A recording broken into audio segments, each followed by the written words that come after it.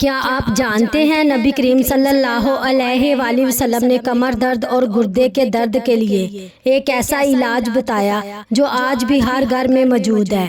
ام المومنین حضرت عائشہ رضی اللہ تعالی عنہما فرماتی ہیں کہ رسول اللہ صلی اللہ علیہ وآلہ وسلم نے ارشاد فرمایا، حاضرہ کے درد کی اصل یہ ہے کہ یہ گردے کی ایک رگ ہے، جب یہ حرکت کرتی ہے تو انسان کو تکلیف دیتی ہے۔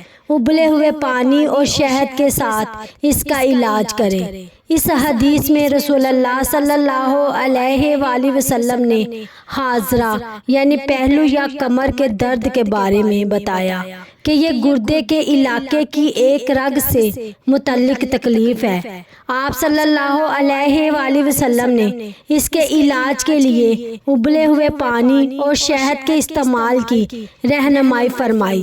اس حدیث سے معلوم ہوتا ہے کہ نبی کریم صلی اللہ علیہ وآلہ وسلم نے اپنی امت کو صحت کے بارے میں بھی ہدایات دی ہیں اور قدرتی علاج اختیار کرنے کی ترغیب دی ہے۔